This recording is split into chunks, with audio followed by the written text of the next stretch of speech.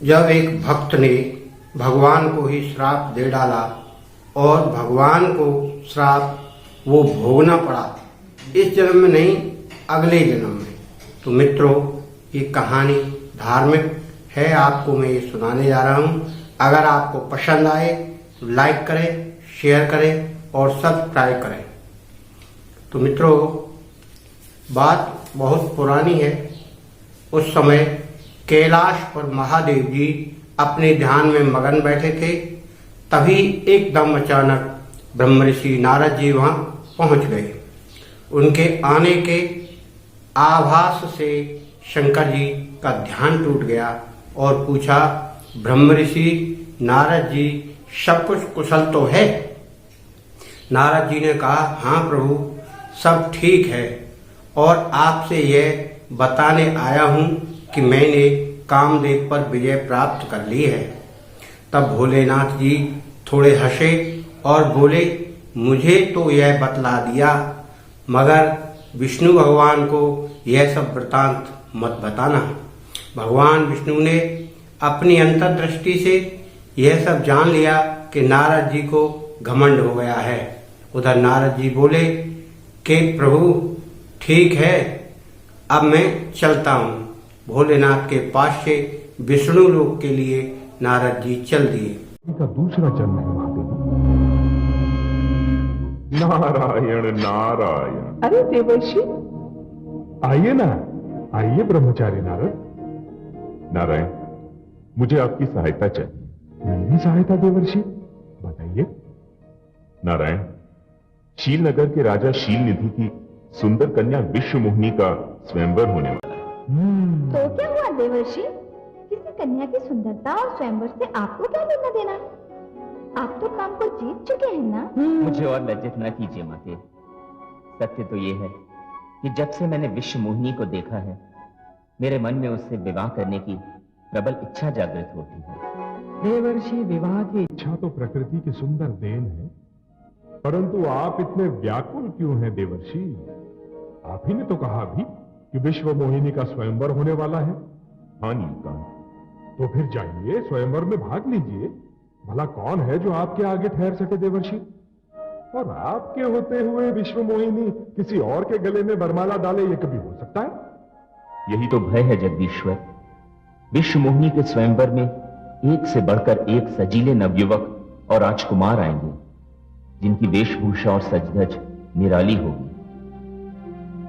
हे नारायण, उन राजकुमारों और नवयुवकों के सामने मैं सीधा साधा रूखा फीका सन्यासी कहां टिक पाऊंगा? अपने इन वस्त्रों और इस रूखे फीके रूप को देखकर तो मैं तो विश्व मोहिनी की दृष्टि में ही नहीं आ पाऊंगा। समस्या है देवर्षि, समस्या है, बड़ी विकट समस्या है। तो क्या आप चाहते क्या है देवर्षि? हे सर्वेश्वर, मैं चाहता हूं कि मेरा कल्याण हो जाए। मेरे इस रूप को आप इतना अद्भुत बना दीजिए कि जो भी मुझे देखे बस देखता ही रह जाए। आप चिंता न करें देवर्षि, आपकी मनोकामना अवश्य पूर्ण होगी। मैं वही करूंगा जिसमें आपका कल्याण हो। कल्याण वस्तु। मुझे आज्ञा दें प्रभु। नारायण नारायण। नारद प्रभु, मुझे अपना रूप दीजिए, ऐसा कहकर उनसे विदा लेकर चल दिए। जिससे उस कन्या के विवाह में जाना है, तो उस समय वो चल दिए कि उस शील नगर में किसी विमान से पहुंच गए। देव ऋषि थे ही, अपनी इच्छा से चाहे जहां जा सकते थे।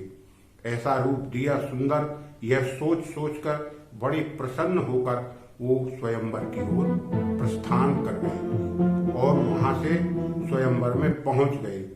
तो जो भी उन्हें देखता वह हंसने लगता।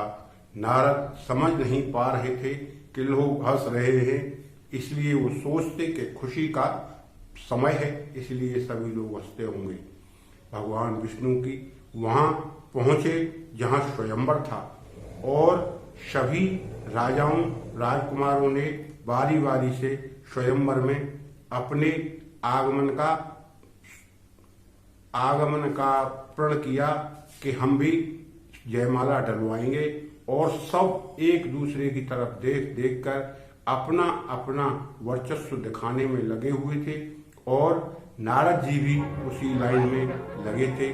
परंतु रानी की लड़की अपनी सहेलियों के साथ पूरे स्वयंवर में घूम रही थी कि कोई राजकुमार उसके योग्य हो तो उसे अपनी वरमाला पहनाकर अपना पति चुन लूं। परंतु वहां उसे कोई पसंद नहीं आया। तब प्रभु के पास जाकर उन्होंने प्रभु के गले में जयमाला डाल दी। इतना करते हुए उन्होंने देखा कि नारद जी बड़े विस्मित हो गए। क्यों कि यहाँ तो भगवान ने खुद ही इससे शादी कर ली और मुझे बोला कि आपको रूप दे रहा हूं। प्रभु की ऐसी लीला उसकी समझ में न आते हुए नारद को बड़ा क्रोध आ गया और उन्होंने नारद ने जाकर प्रभु से कहा कि प्रभु मेरे साथ इतना धोखा, इतना छल कपट, आपने शादी कर ली, मुझे कैसा रूप दे दिया जिससे लोग सभी हंस रहे हैं। तब नारद अपना जाकर रूप देखने के लिए किसी पानी के बर्तन में देखा तो उसका रूप बंदर का रूप था।